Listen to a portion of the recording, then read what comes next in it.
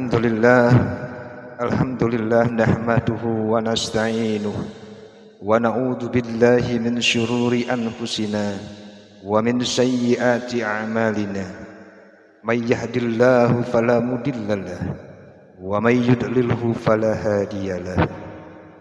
Asyhadu an la ilaha illallah wahdahu la syarikalah wa asyhadu anna Muhammadan abduhu wa rasuluhu alladzi la nabiyya wa rasula ba'da. Amma ba'd.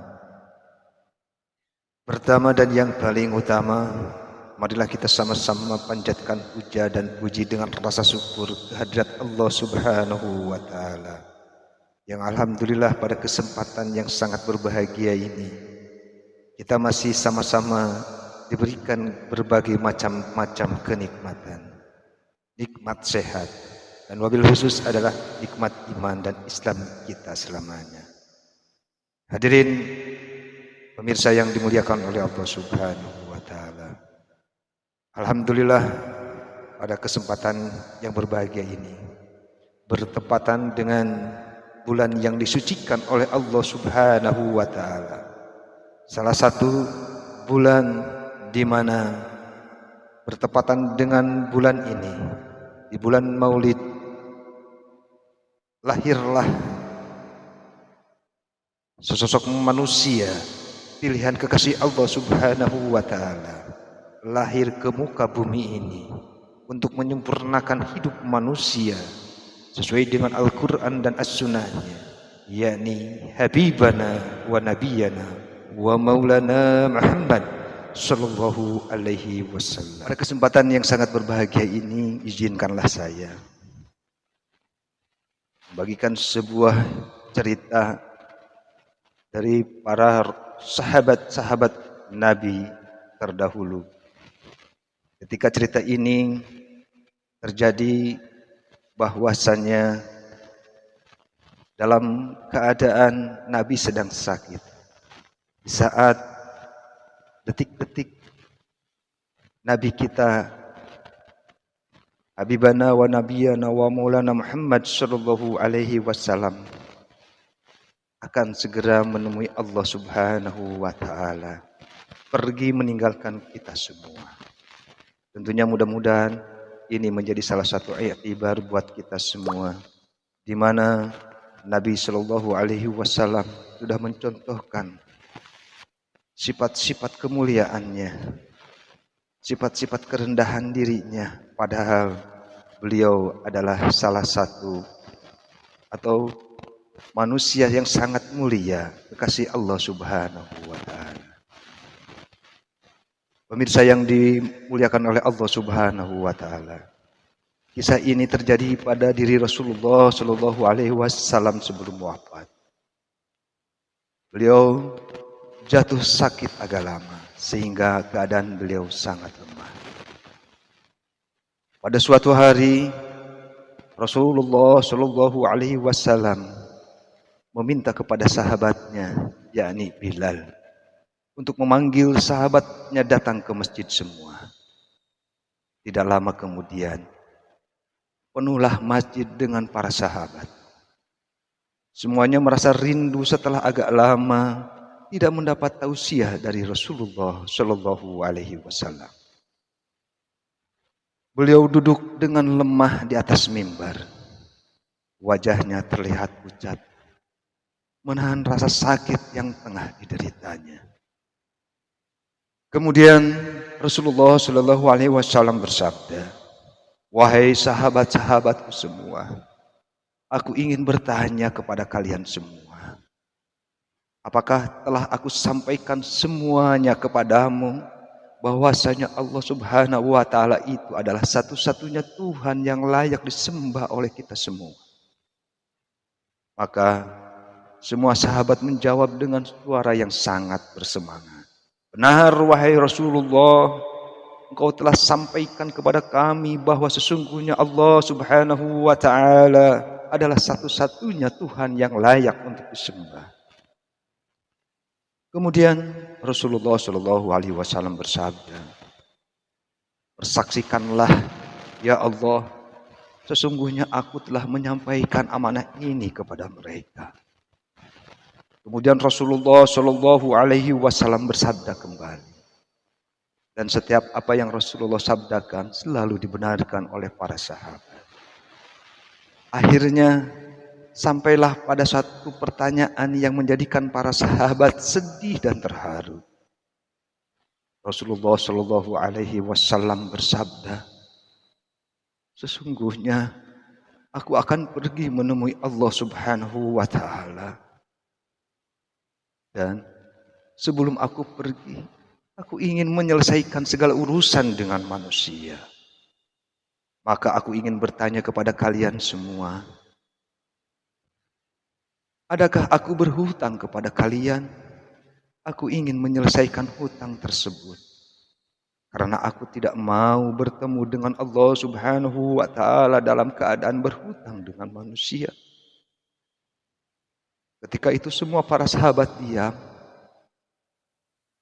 dan dalam hati masing-masing mereka berkata, mana ada Rasulullah Shallallahu Alaihi Wasallam berhutang dengan kita. Kamilah yang banyak berhutang kepada Rasulullah Shallallahu Alaihi Wasallam. Rasulullah Shallallahu Alaihi Wasallam mengulangi pertanyaan itu sebanyak 3 kali. Tiba-tiba bangunlah seorang laki-laki yang bernama Uqaisyah, seorang sahabat mantan preman sebelum masuk Islam, dan dia berkata, ya Rasulullah, aku ingin sampaikan masalah ini. Seandainya ini dianggap hutang, maka aku akan minta engkau selesaikan. Dan seandainya bukan hutang, maka tidaklah pula lah engkau berbuat apa-apa. Rasulullah Shallallahu Alaihi Wasallam, sampaikanlah wahai Uqaisyah. Maka Uqaisyah pun mulai bercerita. Aku masih ingat ketika perang Uhud yang dahulu. Suatu ketika engkau menunggang kuda, lalu engkau pukulkan cemeti ke belakang kuda. Tetapi cemeti tersebut tidak kena pada belakang kuda, tetapi justru terkena pada dadaku. Karena itu, aku berdiri di belakang kuda yang engkau tunggangi, wahai Rasulullah Shallallahu Alaihi Wasallam. Mendengar itu, Rasulullah Shallallahu Alaihi Wasallam berkata, sesungguhnya itu adalah hutang, wahai Uqaisyah. Kalau dulu aku pukul engkau, maka hari ini aku akan terima hal yang sama. Dengan suara yang agak tinggi, Uqaisyah berkata, kalau begitu aku ingin segera melakukan, wahai Rasulullah. Uqaisyah seakan-akan tidak merasa bersalah dan mengatakan demikian. Sedangkan ketika itu sebagai sahabat berteriak marah Uqaisyah.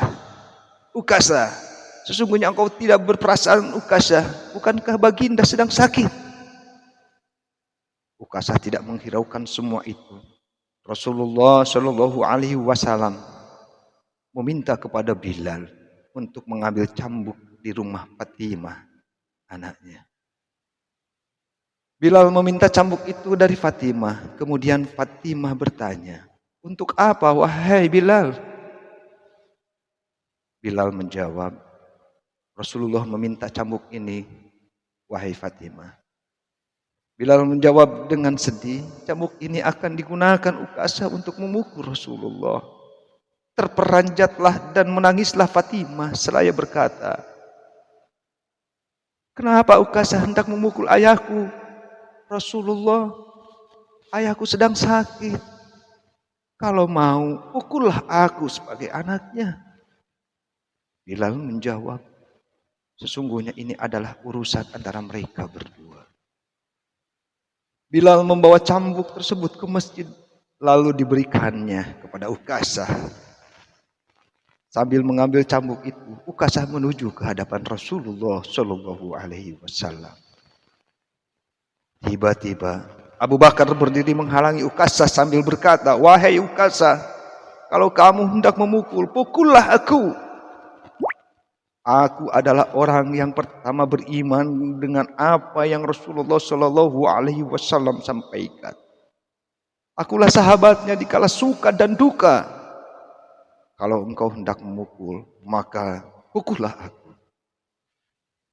Rasulullah Shallallahu Alaihi Wasallam bersabda, duduklah wahai Abu Bakar. Ini urusan antara aku dengan Ukasyah. Ukasyah menuju ke hadapan Rasulullah Shallallahu Alaihi Wasallam. Tapi kemudian Umar bin Khattab berdiri menghalangi Ukasyah sambil berkata, wahai Ukasyah, kalau engkau mau memukul, pukullah aku. Dulu memang tidak suka mendengar nama Muhammad. Bahkan aku pernah berniat untuk menyakitinya. Itu dulu, sekarang tidak. Boleh ada seorang pun yang boleh menyakiti Rasulullah Shallallahu Alaihi Wasallam. Kalau engkau berani menyakiti Rasulullah Shallallahu Alaihi Wasallam, maka langkahi dulu mayatku. Lalu dijawab oleh Rasulullah Shallallahu Alaihi Wasallam, duduklah wahai Umar. Ini urusan antara aku dan Ukasyah.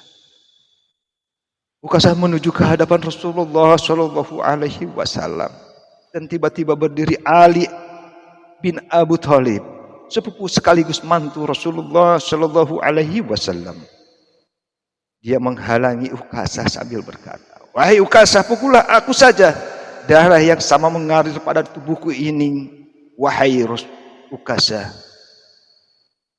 Lalu dijawab oleh Rasulullah Shallallahu Alaihi Wasallam, duduklah wahai Ali. Ini urusan aku dan Ukasyah. Ukasyah semakin dekat dengan Rasulullah Shallallahu Alaihi Wasallam. Tiba-tiba tanpa disengaja dan tanpa disangka-sangka, bangkitlah kedua cucu kesayangan Rasulullah Shallallahu Alaihi Wasallam, yaitu Hasan dan Husain. Mereka berdua memegangi tangan Ukasyah sambil memohon, wahai paman, pukullah kami paman. Kakek kami sedang sakit. Pukullah kami wahai paman. Sesungguhnya kami ini adalah cucu kesayangan Rasulullah Shallallahu Alaihi Wasallam. Dengan memukul kami, sesungguhnya itu sama dengan menyakiti kakek kami wahai paman. Lalu Rasulullah Shallallahu Alaihi Wasallam pun bersabda, wahai cucu-cucu kesayanganku, duduklah kalian. Ini urusan kakek dengan paman Ukasyah. Begitu sampai di tangga mimbar, dengan lantang Ukasyah berkata, bagaimana aku mau memukul engkau ya Rasulullah Shallallahu Alaihi Wasallam? Engkau duduk di atas dan aku di bawah. Kalau engkau mau aku pukul, maka turunlah ke bawah sini. Rasulullah Shallallahu Alaihi Wasallam memang manusia yang terbaik. Kekasih Allah itu meminta beberapa sahabat memapahnya ke bawah. Rasulullah Shallallahu Alaihi Wasallam didudukan pada sebuah kursi. Lalu dengan suara tegas Ukasyah berkata lagi, dulu waktu engkau memukul aku tidak memakai baju ya Rasulullah. Para sahabat sangat geram mendengar perkataan Ukasyah. Tanpa berlama-lama dalam keadaan lemah, Rasulullah Shallallahu Alaihi Wasallam membuka bajunya. Kemudian terlihatlah tubuh Rasulullah Shallallahu Alaihi Wasallam yang sangat-sangat indah. Sedang beberapa batu terikat di perut Rasulullah Shallallahu Alaihi Wasallam, pertanda Rasulullah Shallallahu Alaihi Wasallam sedang menahan lapar dan sakit. Kemudian Rasulullah Shallallahu Alaihi Wasallam berkata, wahai Ukasyah, segeralah dan jangan kamu berlebih-lebihan.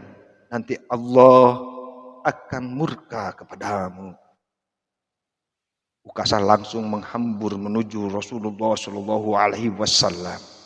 Cambuk yang di tangannya ia buang jauh-jauh, kemudian ia peluk tubuh Rasulullah Shallallahu Alaihi Wasallam dengan seerat-eratnya sambil menangis sejadi-jadinya. Ukasyah berkata, ya Rasulullah Shallallahu Alaihi Wasallam, ampuni aku, Maafkan aku. Mana ada manusia yang sanggup menyakiti engkau ya Rasulullah. Sengaja aku melakukannya ini agar tubuhku dengan tubuhmu, agar aku dapat merapatkan tubuhku dan tubuhmu. Karena engkau pernah mengatakan, barang siapa yang kulitnya pernah bersentuhan denganku, maka diharamkan api neraka atasnya. Seumur hidupku aku bercita-cita mendapat pelukanmu, karena sesungguhnya aku tahu bahwa tubuhmu tidak akan dimakan oleh api neraka. Dan sungguh aku takut dengan api neraka. Maafkan aku ya Rasulullah. Rasulullah Shallallahu Alaihi Wasallam dengan senyum berkata,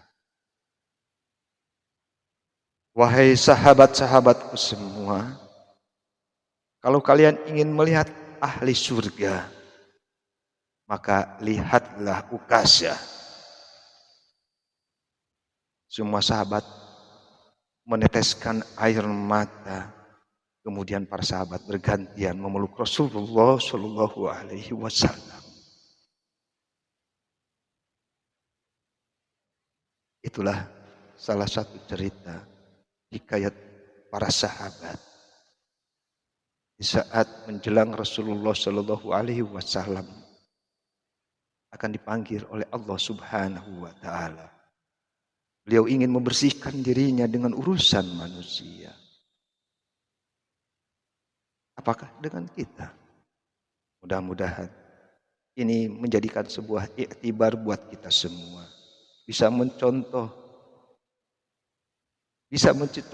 perilaku, ataupun paling tidak mendekati apa-apa yang dicontohkan oleh Rasulullah Shallallahu Alaihi Wasallam. Ya Nabi salam alaika, ya Rasul salam alaika, ya Habib salam alaika, sholawatullah alaika. Demikian pemirsa, kurang lebihnya mohon maaf. Wallahul muwaffiq ila aqwamit thoriq wa apa minkum. Wassalamualaikum warahmatullahi wabarakatuh.